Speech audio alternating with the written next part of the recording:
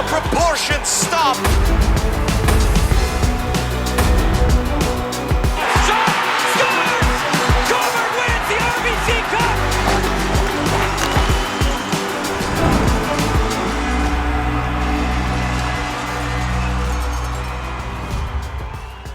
Well, this is the OJ Today. What's up, everyone? I'm Alex Bastyovanszky. Thank you so much for taking the time to tune in.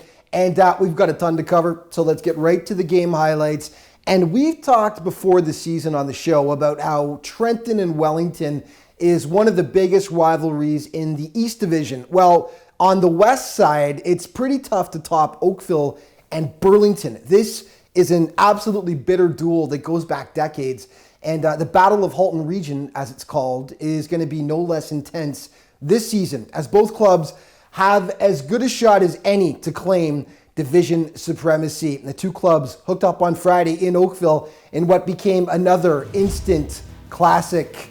Highlights in this segment are brought to you by Instat. Instat is the official analytics provider to the OJHL. It's tough to beat a Oakville-Burlington tilt on a Friday night in Halton Region, and this one lived up to the hype. First period, Matt Franzoy, boom, power play marker, and 1-0 for the Cougars at that point. Late in the frame, Oakville on the PP, Michael Tiverone, the one-timer, evens it up 1-1. Back and forth they go in the second stanza. Jamie Langell sitting on the doorstep. He will put it home, and the Cats will go up 2-1, but then the Blades respond with this beauty. Evan Pringle feeding Chase Strashuluk. He will go 5-hole, and it was 2-2 after 40 minutes of play. Now, the ice was barely dry in the third when Franzo notches his second, and you will see this again in the plays of the week. Sweet solo effort, 3-2 Burlington, but then the wheels come off. Evan Pringle on and off the tape in a nanosecond, ties it up 3-3, and then it's Tiveron nabbing his second of the night, and the Blades had their first lead of the game. They would never relinquish it. Great game, though, at 16 Mile Arena, as Oakville ends up adding one more for insurance. They win 5-3. Okay, St. Mike's was riding a 10-game win streak heading into this tilt with North York. All good things must come to an end at some point, though. 6:16 into the second, Zach Offhoven drawing first blood for the Rangers. $1:40 later, though, James Gray getting caught in no man's land, and Bryce Sutherland makes him pay. Double blue, squaring it at one apiece. The Rangers hit back, though. Daniel Gaeta turns and burns it past keeper Cole Moore right there, and 2-1 NYR after 40 minutes of play. In the third, the Rangers had some insurance. Daniel Petrecchia with an absolute beauty here. Top shelf. Might have been redirected by the defenseman, but who cares? Finally, St. Mike's has its win streak snapped, but not before it got to 10 games, the longest one of the year so far. Okay, another juicy Friday night tilt, the Battle of Quinte. Wellington and Trenton, and it started out great for the Jayhawks. Nathan Oikel rocking the bottle with the power play goal, 1-0 Trenton. 50 seconds later, Hawks on the attack. Aaron Jameson rips the twine, and it's 2-0 Trenton, but hold on, Wellington, yeah, they wake up. David Campbell, you will see this again in the plays of the week as well, going through the Hawks D like a warm knife through butter. Sublime. 2-1 at the break. Second period, all Wellington. Ethan Quick ties it up at 2 apiece. Then with the man advantage, Brody McDougall as wide open as a prairie highway out front. He slams it home, and the Dukes would run away with this one. Their first win against Trenton in 3 tries this year. Okay, Collingwood and Pickering to take on the North leading Panthers. No score until the second. Aaron Jessley drawing first blood for the Cats, and he makes it 1-0 Pickering. And then more from Jessley as he goes top corner to make it a 2-goal Panthers advantage. They would add an empty netter in the third for the 3-0 win, as they make sure second place Collingwood gets no closer in the standings. Okay, an East Division tilt between Halliburton and Lindsay. Pick it up in the second frame here after a scoreless first. Duncan Scullion scintillating wrister to make it 1-0 for the home side. 10 minutes later, though, Will Gorgavelis intercepts the clearing pass. He finds daylight, and it's a 1-0 one hockey game as we head into the third, and then, oh boy, yeah, that happened, and that was the game winner. I'm going to protect the goalie and not name him. Sam Solarino unwrapping the gift. Tough way to lose, Lindsay. Performers of the week now brought to you by Warrior, the official hard goods supplier of the OJHL, and your goalie of the week, Zachary Roy of the Pickering Panthers. A recent pickup actually from the Hamilton Bulldogs of the OHL. He was great last week, 2-0 to go with one shutout for the North Division leading Panthers. Your skater of the week is Bryce Sutherland, who's just been on fire as of late for St. Mike's. 4 goals, 5 assists, 9 points for Bryce last week, and he is, of course, third in the OJHL with 31 points so far. He has been incredible for the Buzzers this season.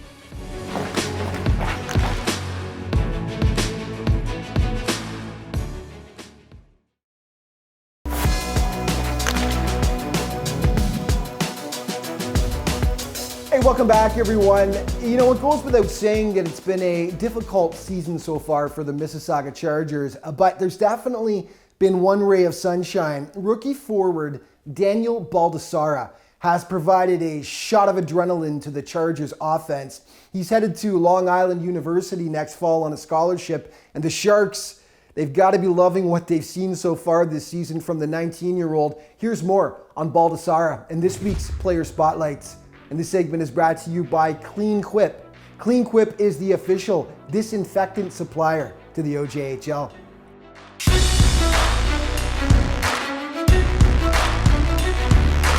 Keeping it there, turning and firing and scoring, I believe, is Daniel Baldassara.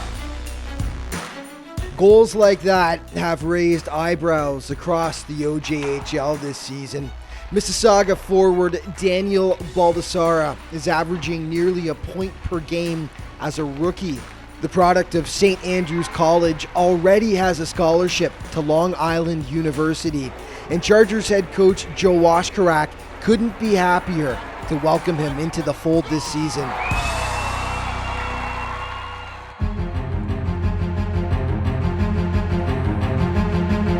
Well, Daniel Baldassara, we're just very, very fortunate to have a player, of that talent to come to our team from SAC, and to have a player, start the year even before it starts and have a D1 scholarship is something that's great for the organization and the ownership of this team. So Daniel brings a lot of hard work and skill, and we're very, very happy to have Daniel on our team this year. I think I'm a hard worker. I can get the pucks, do the little things right, supply some offense, but mainly my defense is a little stronger than my offense. 200-foot player, offense, defensive zone, doesn't matter where it is.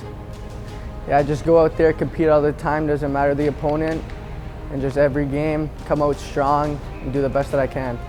Yeah, so I would say I model my game after Jonathan Taves.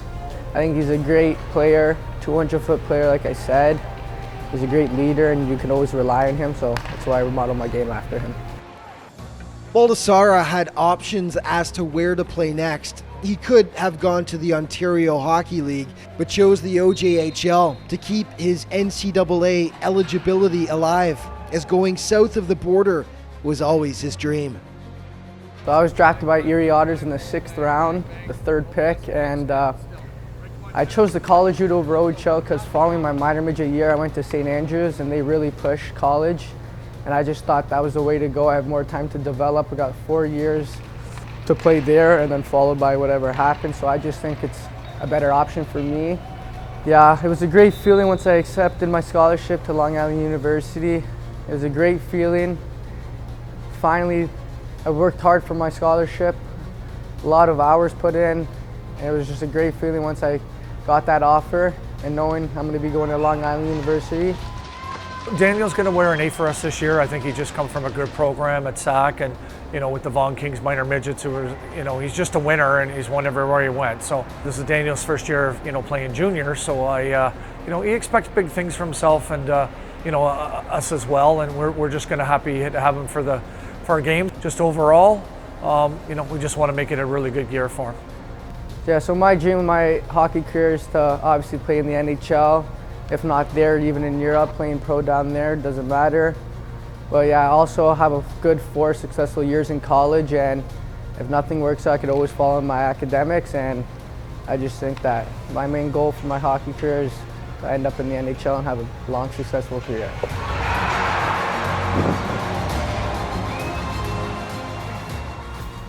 Okay, OJ News and Notes now brought to you by NutriFarms, the official sponsor of the OJHL Championship Series. And what a segue. The OJ welcomes NutriFarms, the newest league sponsor, who, as just mentioned, will sponsor the Buckland Cup Final, among other things as well.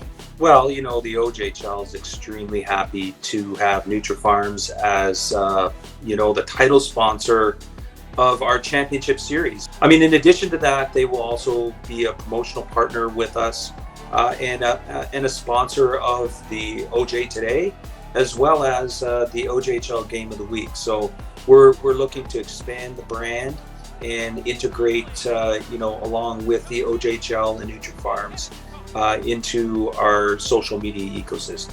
Okay, a couple of quick game highlights before the break. Brantford and Georgetown Saturday. Skip ahead to the third, tied 1-1. Super rookie Easton Wainwright leading the team in scoring as a rook.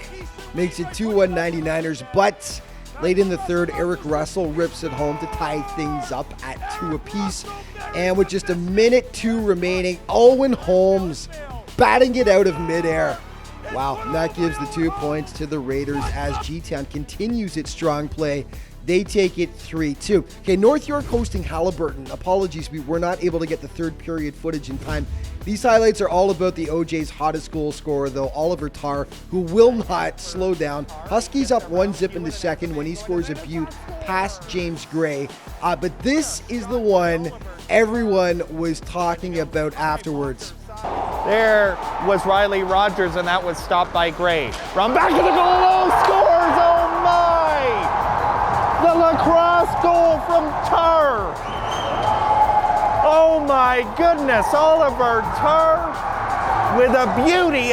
North York actually ended up taking this one 4-3 in overtime, but obviously we just had to show you Tarr's beauty, which will likely go down as the goal of the year.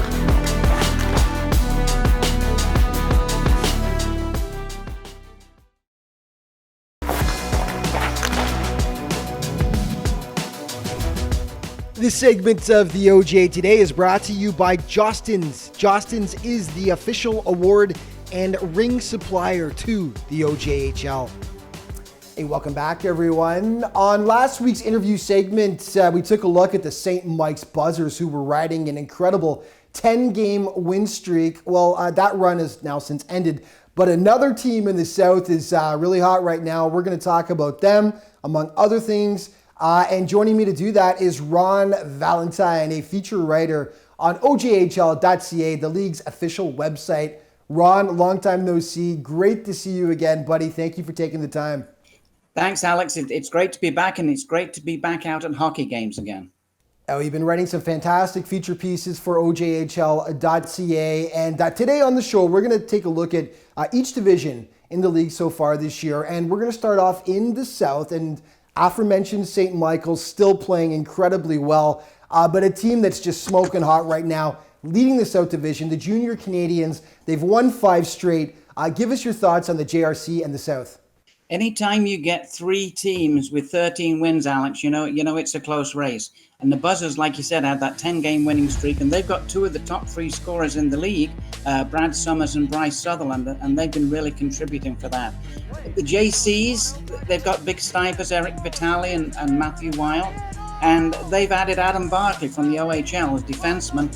They've already got a really super strong defense, and that's only going to make them stronger. For the Rangers, James Gray and Hardy Westman, well, you've got 2 brick walls in net, and it's great to build from that. The whole team is committed to defense. That's the motto for the club. And one thing we shouldn't overlook is the Patriots had a slow start, but I can see them getting into the mix. That they're starting to go in the right direction right now. Well, Ron, currently there are 2 divisions in the OJ where all the teams are at 500 or better, and the East is one of them, led right now, surprise, surprise, by the always powerful Trenton Golden Hawks in first place. But every game has been a dogfight. Every team is good this year. Tell us more about the East Division. Well, that 9-game winning streak that Trenton got on right off the bat made a big difference. And the other teams have got caught up to them quite a bit. Trenton just has to be a little bit better at home. They've got a great record, but they've struggled a little bit at home, surprisingly. The new team up in Halliburton, they've got Oliver Tarr. He's got 19 goals this year. He leads all the goal scorers in the whole. I'm not surprised they're where they are. Lindsay, of course, surprised so many people early on. Great to see the Muskets really come out of the gate fast. And what the Dukes and the Cougars need more than anything, I think, is consistency. And if either of them can find that consistency, they're going to be right in the mix, and pretty quickly too, I think. Well, everything I said for the East goes the same for the West as it stands right now. Not a single team with a losing record in that division as of this moment. Nice to see the Georgetown Raiders back up in the mix for first place again after a couple of subpar seasons, you could say, by their standards anyway. And Milton and Brantford also looking like strong teams this year. Tell us about the West Division. Well, you know, Alex, no team's going to run away with this West, I think, but Burlington really has a little bit of an advantage with depth and balance right now, right from the goalies out. I call the Cougars the perpetual motion team. The Raiders have surprised a lot of people, that 7-0 streak. They didn't realize they were going to come out of the gate so fast. The Blades, again, they started off with a relatively young team, did well, hit a little bit of a bump, had 2 big wins on the weekend. They're going to be there too. And the last 2 teams you mentioned, Milton and Brantford, well, Jordan Stock and Holden Rogers are just on fire for Milton right now. And they might be the most exciting player in the league, rookie, Easton Wainwright, playing for the Brantford 99ers. With those kind of offense on those teams, other clubs don't want to go in there and play. And all the teams in the West, you could almost throw them in a hat right now. All right, last but not least, we turn our attention to the North Division. Pickering leading the way right now. And like the South, similar anyway, 2 teams are the weak links right now. You've got Stouffville, Markham, both of which are having a difficult time so far. But the top 3, man, in the North can hang with any other teams in the OJ. And also great to see Aurora doing well once again after a couple of difficult seasons. Well, Alex, you know, but the Panthers just had a goalie, Zach Roy, from the Hamilton Bulldogs. And if you remember, 2 years ago, they got Brendan Bonello from Kingston, an OHL goalie. He made a big difference. They're hoping that Roy will do the same for them. Collingwood, they've got an elite keeper, Noah Pack. He's going to Yale, and they've got a balanced lineup. And as you said, the Tigers, they've already got more points than they got for the whole of the 1920 season. And they've got Luke Reeve, they've got Justin Biraben, they've got Connor McWheely. They've got guys who can put the puck in the net. They can threaten the top 2. And looking at Stouffville and Markham even, Stouffville have lost a lot of close games. Markham just won a last-second game right at the weekend. You can't really rule anyone out. 4 of those teams are going to make the playoffs. Okay, Ron, we're all out of time. We got to wrap things up for this segment. But thank you so much for taking the time today. Keep up the great work with the feature stories on OJHL.ca. Absolutely love reading them. Thank you, my friend. We'll chat soon. Thanks, Alex. It's been a pleasure. Okay, very quickly now. Stouffville and Markham last week. Dying seconds. Tie game. Joe Montezano with a call. Markham gets on the puck. 2 seconds to go in for the score. Oh my! Oh my! Oh my! Markham wins! Markham wins! The Royals win! Royals are gonna win! Oh my goodness! Just in case it's at all unclear, Markham actually won that game. Markham won. Great call, Joe.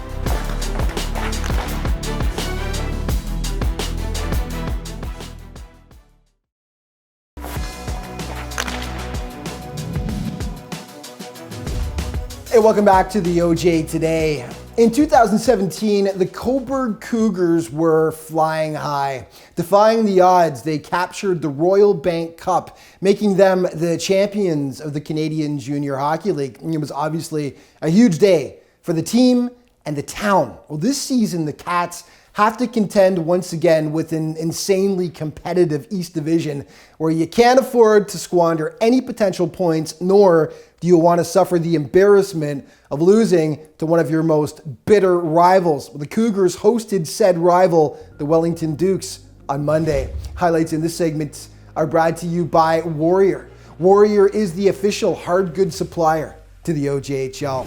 Cobourg actually beat Wellington 7-6 the night before, so the Dukes were out for revenge, but the Cats, all over them like a cheap suit in the first. George Corteris, the beauty to make it 2-zip Cobourg. They were up by 3 after 20 minutes. The Dukes would get one back early in the second, though, and then Corbin Roach cuts the deficit to a single goal. 6 minutes later, Roach again with the brace now, and the Dukes were even Steven. And then 10 seconds from the break, Graham Dickerson on the doorstep gives them the lead. Wellington would ring off 7 straight goals to take it 7-3.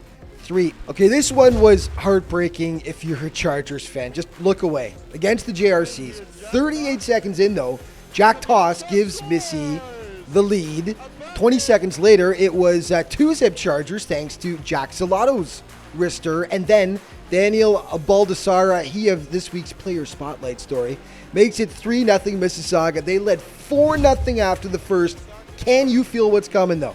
Toronto makes it 4-1 in the second. On to the third. Mississauga's hopes and dreams die a painful death. That made it 4-2. Then Tyler Fukukasa cuts the deficit to a single goal. Shortly after, on the power play, Matthew Wild tips the puck home.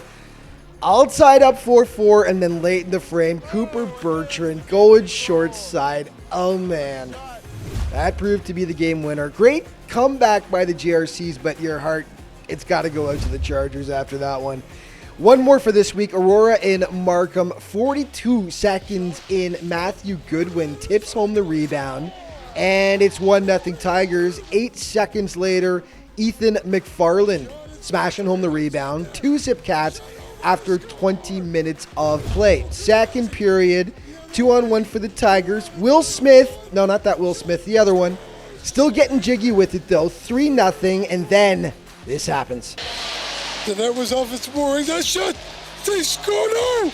How did that stay out? Oh my! What a save! Oh my goodness! Justin DeLauro with maybe what will end up being the save of the year. Aurora takes it 4-1 though. Okay, OJ Leaders now brought to you by NutriFarms, the official sponsor of the OJHL Championship Series. As we take a look now at the scoring leaders, Dalton Bancroft retakes first place, Brad Summers in second, Bryce Sutherland third, Oliver Tarr in fourth, and Holden Rogers, a new addition to the top 5. The Southeast standings, the Junior Canadians tied with North York on top of the South, and in the East, Trenton, a healthy lead right now over Haliburton County in second place. In the Northwest, Pickering, 4-point lead over Collingwood. In the West, still pretty crazy up there. Burlington, slim lead over Georgetown, followed by Oakville, Milton, and Brantford, all 500 or better right now. Plays of the Week brought to you by Troy Hockey. Troy is the official apparel provider to the OJHL. The net was off its moorings. That shot! They scored! No! How did that stay out? Oh my! What a save! Oh my goodness! Winnipeg Blues in the Manitoba League. Here's a break here for David Campbell, cruising into the backhand. He scores! David Campbell. Stretch luck on the near side. 2-on-2. Stretch luck to Pringle. To Stretch luck. Stretch luck shoots. Scores! And now a break. Tip back. A great play shot off the post. Rebound scores! Oh my! Good play there by 22. Hold around the boards. Thrown in front. They score. What a shift for Giacomo Martino. Here's Jack Toss. He's coming in. Shot scores! That pass broken up. Here's a chance. Krateris in the high slot. Fakes. Krateris score! Krateris buries a try! To get it down. Back for Russell. Russell shoots. He scores! Eric Russell buries the biscuit. It's Franjoy. Thiessen interfered with Stretcheluk, and now the Cougars are in. Scores! Markham gets on the puck. 2 seconds to go in for the score! Oh my! Oh my! Oh my! Markham wins! There was Riley Rogers, and that was stopped by Gray. Run back to the goal, oh, scores, oh my! The lacrosse goal from Tar. Oh my goodness, Oliver Tar. Man, oh man. Swear the plays of the week just keep getting better and better. That's going to wrap things up for this week. We're all out of time, but just a reminder, all throughout the season, you can stay up to date with what's going on in the Ontario Junior Hockey League by checking out all of the league's social media outlets. Thanks for watching. We'll see you next week.